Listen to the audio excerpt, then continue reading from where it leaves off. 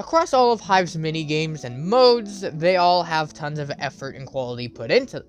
But what about the stuff that we make as players? What about the stuff that takes place in custom servers? Since custom servers aren't talked about much, I want to bring your attention towards it, and in this video I will recommend 3 types of games that you can play using custom servers with yourself and your friends. Let's begin. The first mode I'd recommend to anybody looking for a good time in custom servers is Collectathon, which is a mode that takes place on Murder Mystery. Basically, 2 or more players will go around the map and try to A, collect a certain amount of coins, or B, collect as many coins as they can before the time runs out.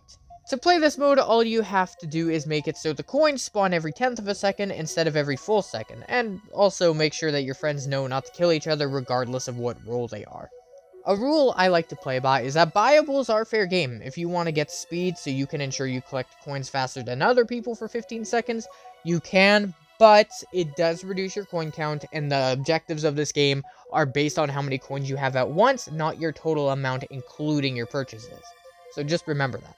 How many coins you need to win is totally up to you. If you want 50 or 100, or you just want to go the whole 5 minutes collecting coins and whoever has the most wins, you can. This game is quite flexible, so if you are looking for a custom server game to play with your friends that's a little bit different than what you're used to, I definitely recommend playing Collectathon.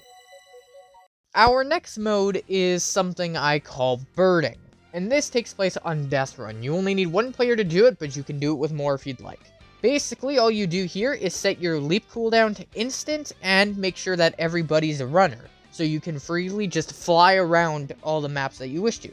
Keep in mind that not every map is going to allow you access to get out of bounds, but yeah, that's all this is, just using your leap and floating out of bounds and just getting a nice view of things that you didn't get to see before.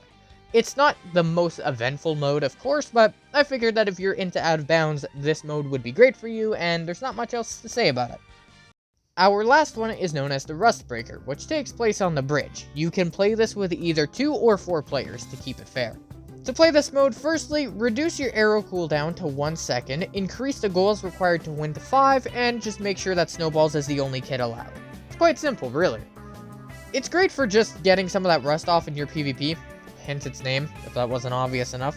And honestly, it's just a fun way to compete with your friends in such a simple and seamless way. I'd recommend this mode to anybody too.